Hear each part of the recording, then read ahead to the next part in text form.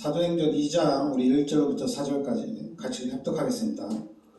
오순절날이 이미 이르매 그들이 다같이 한 곳에 모였더니 호련히 하늘로부터 급하고 강한 바람 같은 소리가 있어 그들이 앉아 놓은 집에 가득하며 마치 불이 혀처럼 갈라지는 것들이 그들에게 보여 각 사람 위에 하나씩 임하여 있더니 그들이 다 성령의 충만함을 받고 성령이 말하게 하심을 따라 다른 언어들로 말하기를 시작하니라. 아멘. 자, 이제 사도행전 2장에서는 요 성령의 역사입니다.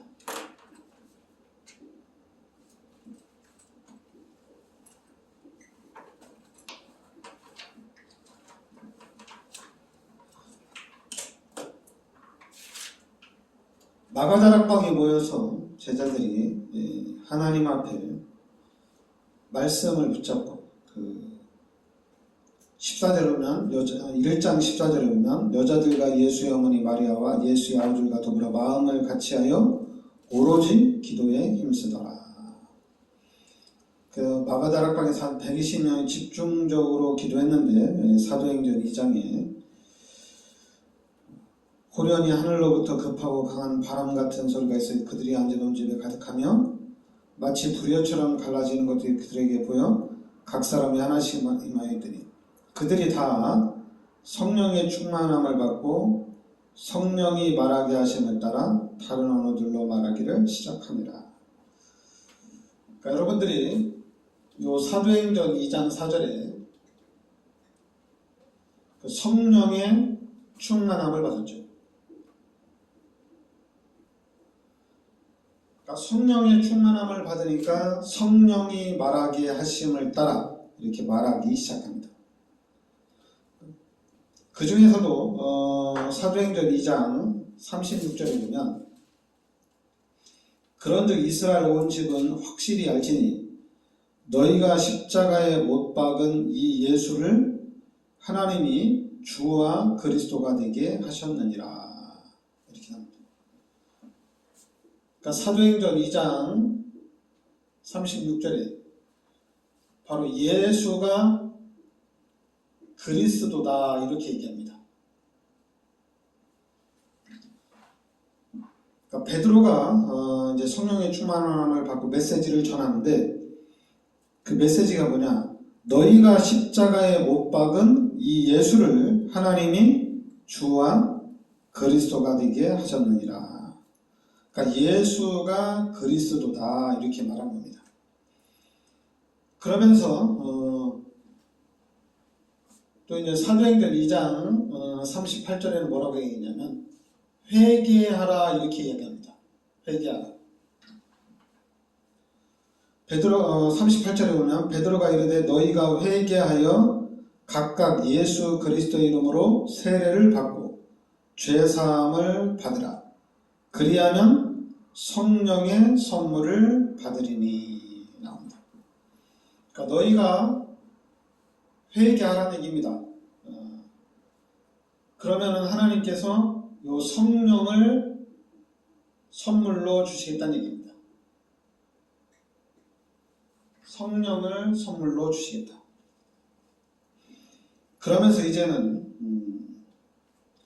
또 46절에 보면 날마다 마음을 같이하여 성전에 모이기를 힘쓰고 떡을 떼며 기쁨과 순전한 마음으로 음식을 먹고 하나님을 찬미하며 또 온 백성에게 칭송을 받으니 주께서 구원받는 사람을 날마다 더하게 하시니라. 바로 사도행전 2장 47절에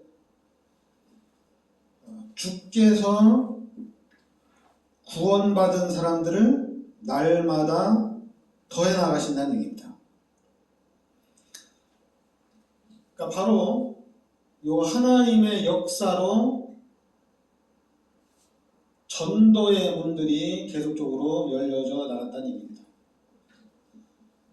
그러니까 우리가 성령의 충만함을 받고 성령의 역사를 따라서 예수가 그리스도라고 밝히 증거하고 그러니까 말씀을 듣는 사람들이 회개하고 죄 사함을 받고 그리고 구원의 축복을 누리는 겁니다. 그러면서 이제 하나님의 역사는 어디냐?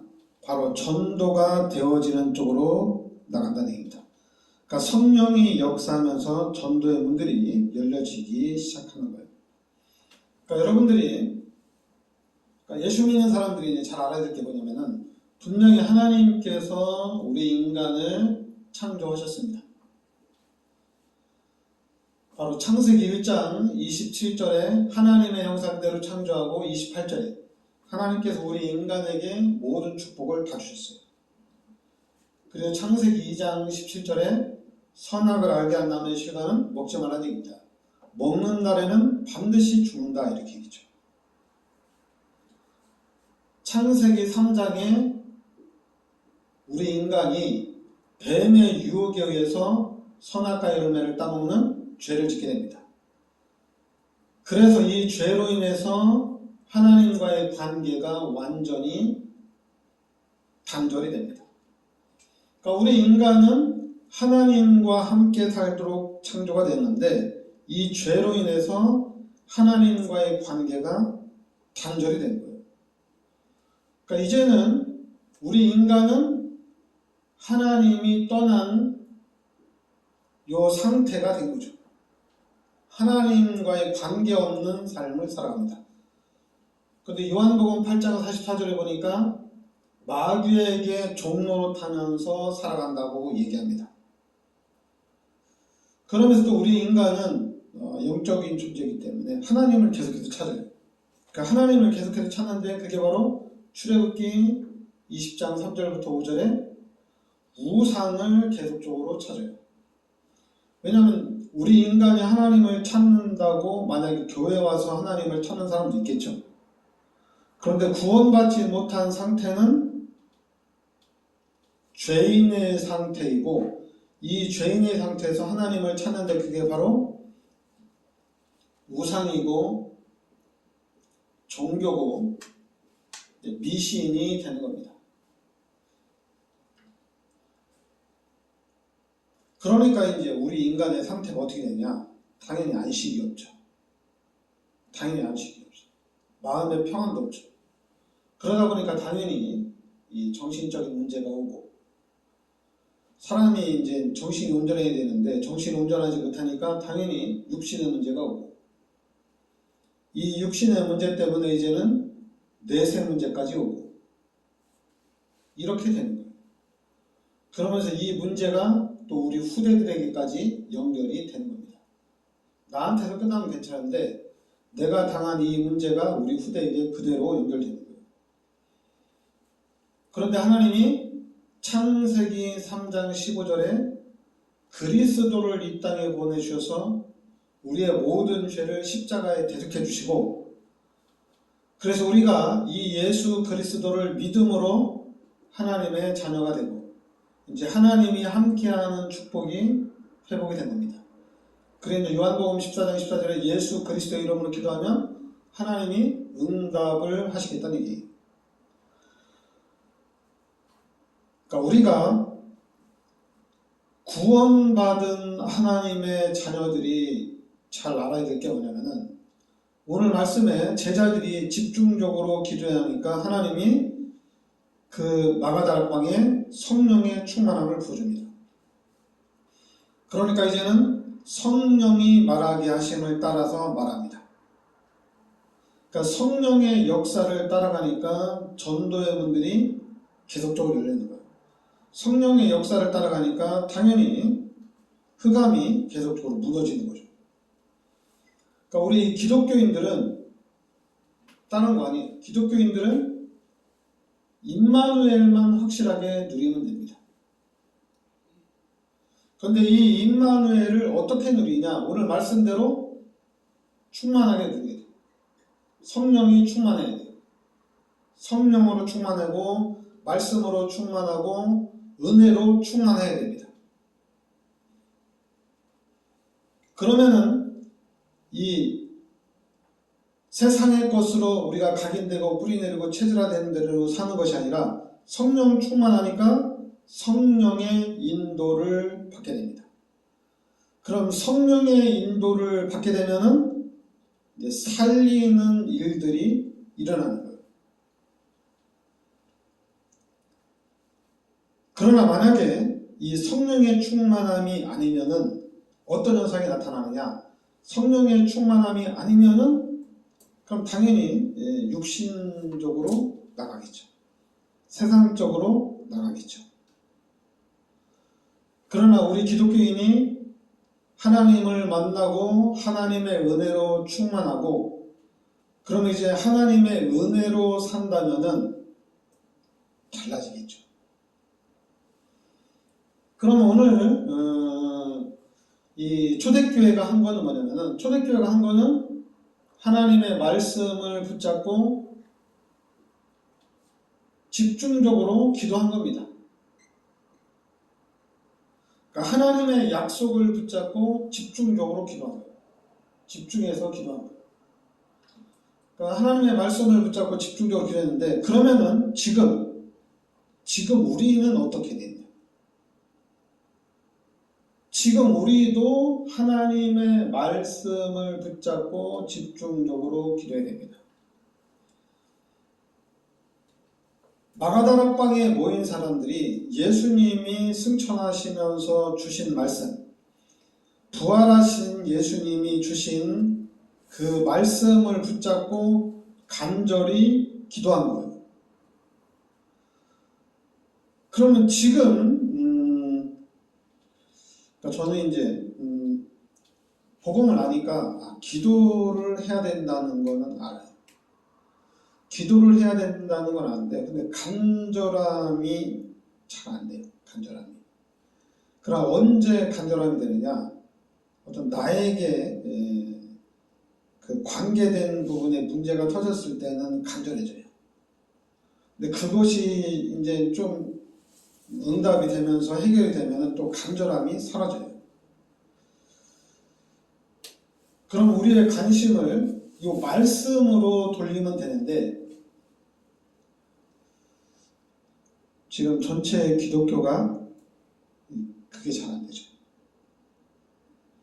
우리 기독교인들이 전체 처음에는 예수 믿자마자 막 전도하고 선교의 문이 열리면 좋지만은 잘 모르는 상태잖아요. 말씀도 잘 모르고 또 하나님의 계획도 잘 모르잖아요.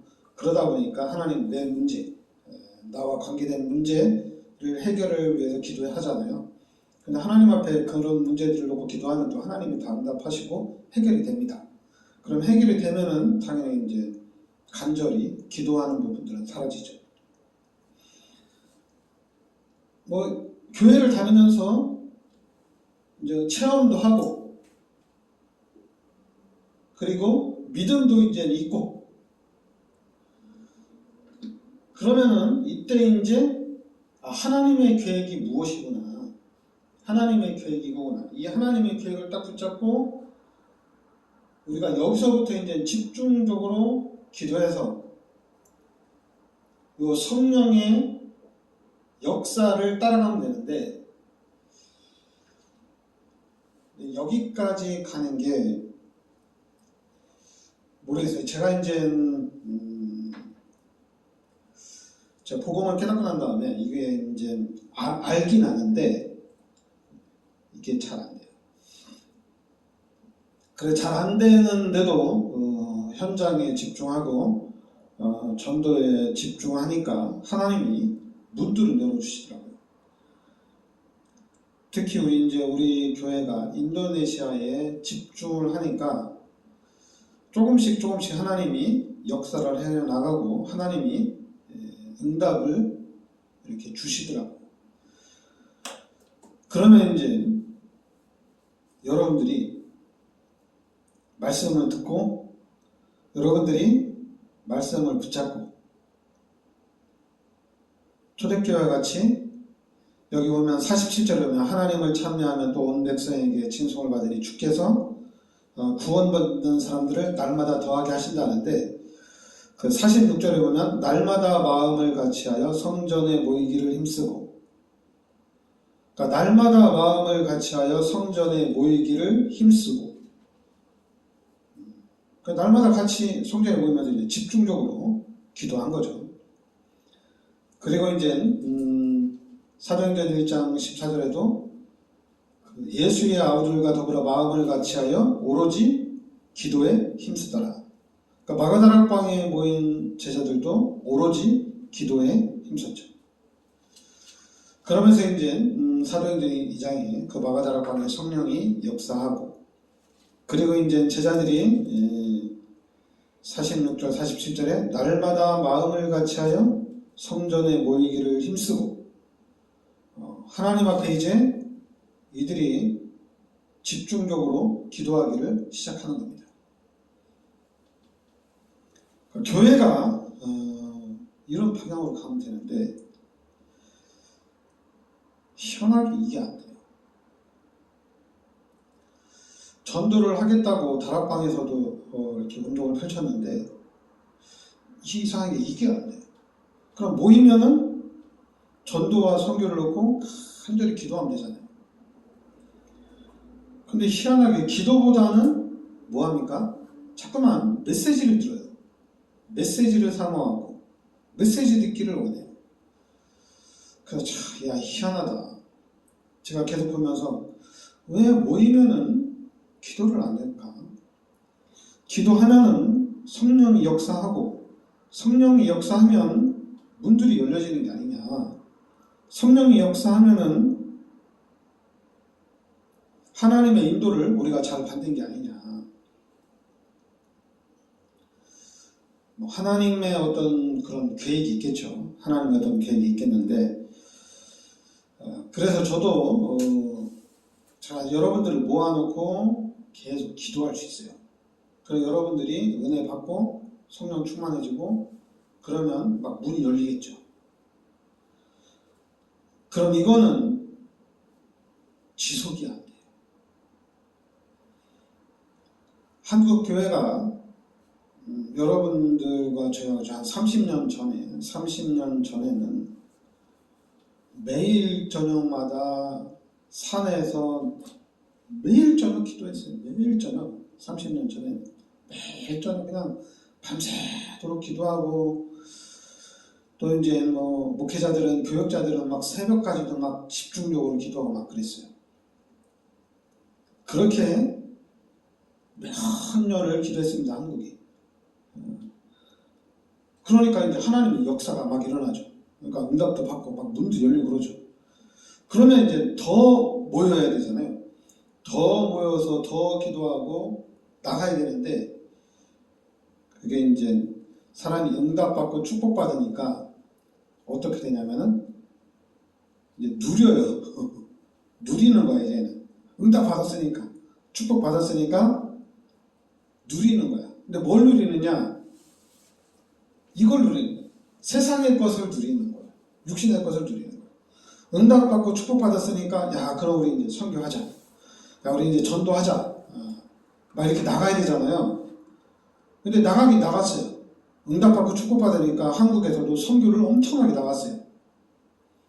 그러면 이제 못 나가는 사람들은 이제 응답받고 이제 축복받았으니까 막 바쁠 거 아니에요. 그러니까 바빠도 하나님이 응답해 주시고 하나님 축복해 주셨는데, 내가 하나님 앞에 나와서 기도해야지. 이게 내가 기도할 때 하나님이 나에게 축복해 주신 건데, 내가 축복받았다고 또 기도 안 하고 내가 육신적인 일에만 열심히 해서 뭐 헌금을 많이 하면 뭐 하나님이 기뻐하시겠느냐? 그런 그것보다도 내가 영적으로 살아야 되니까 내가 더 기도해야 되겠다. 근데 사람이라는 게 응답받고 축복받으면 하나님의 말씀을 통해서 확실해지면 되는데, 그러니까 육신적으로 내가 잘 나가고 육신적으로 성공을 하더라도 영적으로 보면 하나님의 말씀에 비춰보면은 계속해서 사단은 우리를 공격하고 사단은 우리를 계속해서 무너뜨린다는 얘기입니다.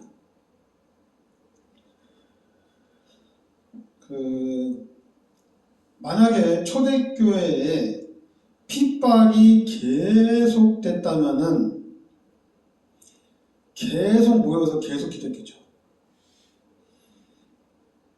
그런데 그런 핍박 속에서도 계속 모여서 기도하니까 문이 열려지는 거예요.